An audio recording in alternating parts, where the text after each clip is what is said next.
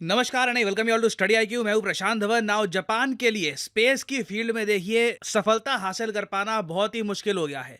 और रिसेंटली उनका जो मून मिशन है ये भी प्रॉपरली सक्सेसफुल नहीं हो पाया। और अब पूरी दुनिया ने रिसेंटली देखा है कि किस तरीके से जापान का प्राइवेट कंपनी रॉकेट बुरी तरीके से फेल कर गया। और इस पर आप देखोगे बहुत सारे आर्टिकल्स पब्लिश हुए हैं, पूरी दुनिया इस पर बात कर रही है क्योंकि जो वीडियो सामने आई है आप कह सकते हैं शॉकिंग है। ना सबसे पहले तो जो वीडियो है ये मैं आपको दिखाना चाहता हूँ। わからん。あ、音が。え、音が。नाउ जापान के लिए ये बहुत ही ज़्यादा खराब इवेंट था।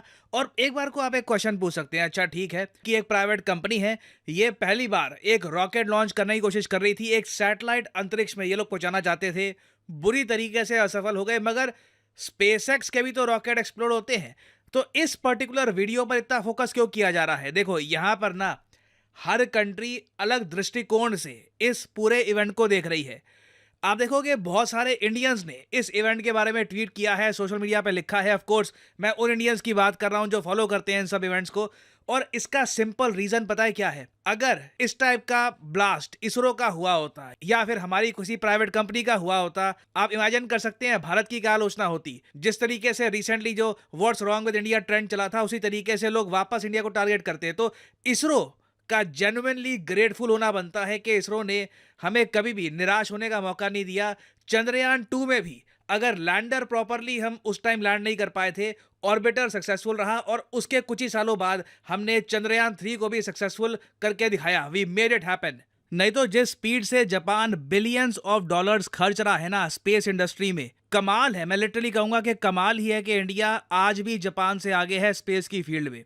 वैसे मैं आपको बता दूं कि इवन दो जापान का 2023 वाला मून मिशन यूएई के साथ बुरी तरीके से फेल कर गया था, 2024 में जापान ने मून स्नाइपर प्रॉपरली लैंड किया मून पर। कुछ गड़बड़ आई थी इनिशियली यहाँ पर, बट इवेंचुअली आप कह सकते हैं जापान भारत के बाद पांचवा देश बन गया जिसने मून पर सॉफ्ट लैंडिंग करी थी। जापान डेस्परेटली चौथा देश बनना चाहता था 2023 में, मगर ये अचीव कर नहीं पाए इसको। और अब 1 ट्रिलियन येन के फंड के साथ, 1 ट्रिलियन येन यूएस डॉलर्स में हो गए रफली 6.6 बिलियन यूएस डॉलर्स, इतना फंड ना जापान ने अपनी स्पेस इंडस्ट्री को अलग से दे दिया है डेवलपमेंट के लिए, नई टेक्नोलॉजीज बनाने के लिए। मतलब आप कह लीजिए compare to Indian space sector, Japan billions बहा रहा है अपने स्पेस सेक्टर में, तब भी उनको वो रिजल्ट हासिल नहीं हो रहे जो इंडिया उससे कई गुना कम बजट में हासिल करके दिखा रहा है लगातार। ना अब जो रीसेंट ब्लास्ट हुआ है ना जापान के रॉकेट का, ये एक ऐसा रॉकेट लॉन्च है जिसको पूरी दुनिया देख रही थी, क्योंकि अगर जापान यहाँ पे सक्सेसफुल हो जाता तो एशिया में चाइना के बाद जापान दूसरा देश होता जो प्रॉपरली एक प्राइवेट रॉकेट लॉन्च करता और अंतरिक्ष में उस रॉकेट से एक सैटेलाइट भी पहुंचाता।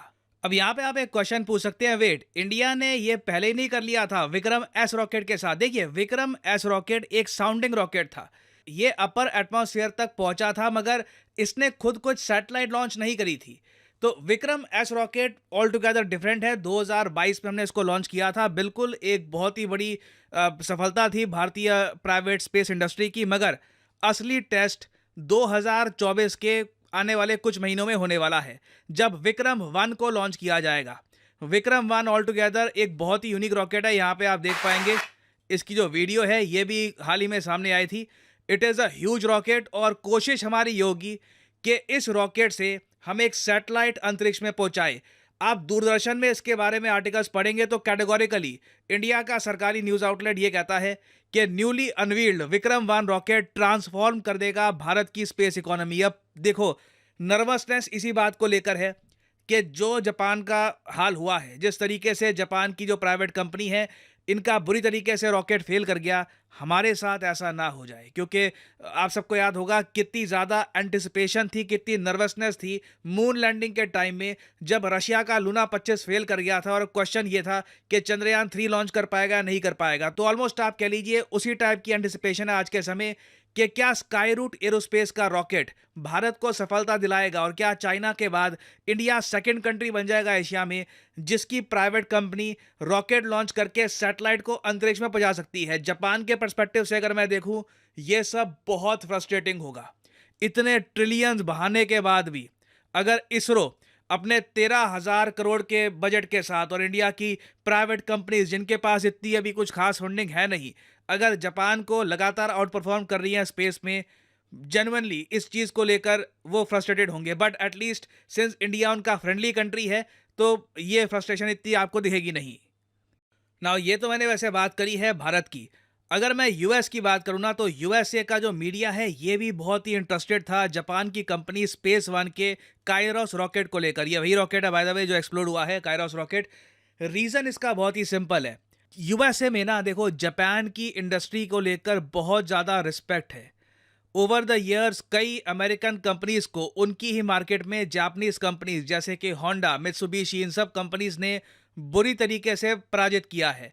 यूएसए के जो लोग हैं उनको भी इस बात की नर्वसनेस थी कि एक बार जापान का स्पेस वन ये प्रॉपरली खड़ा हो गया तो कल को क्या ये स्पेस एक्स को टक्कर दे सकता है। क्योंकि आज के समय प्राइवेट सेक्टर की अगर हम बात करें, स्पेस के प्राइवेट सेक्टर की, तो 3 देश हैं जो अपने आप में काफ़ी स्ट्रांग है। एक तो US primarily because of space x, फिर चाइना में अगर हम देखें तो इनकी वेरियस कंपनीज हैं, आई स्पेस करके, देयर आर मैनी कंपनीज जो काफ़ी अच्छा कर रही है चाइना में। फिर फ्रांस को अगर हम देखें तो एरियन स्पेस है जो काफ़ी बार इसरो की भी भारी भरकम सैटेलाइट लॉन्च करती है, क्योंकि हम वो सैटेलाइट लॉन्च कर नहीं पाते। तो 3 कंट्रीज हैं प्रेडोमिनेटली जिनका प्राइवेट सेक्टर बहुत अच्छा कर रहा है। जापान चौथा देश बन सकता था, अमेरिकन इस बात को लेकर काफ़ी नर्वस थे। बट जैसे मैंने आपको बताया, मैं सोशल मीडिया पर देख रहा था, कई अमेरिकन स्पेस एक्स को दुआएं दे रहे थे जापान के रॉकेट फेलियर को देखकर, और ये कह रहे थे कि अरे बहुत ज़रा रिस्पेक्ट की बात है कि स्पेस एक्स ने लगातार आउट परफॉर्म किया है दुनिया के कई कंट्रीज को। एक दो बार उनका अगर रॉकेट फेल होता भी है तो कुछ ही हफ्तों में फिर से वो अगला टेस्ट करते हैं, फिर से बेहतर बनने की कोशिश करते हैं।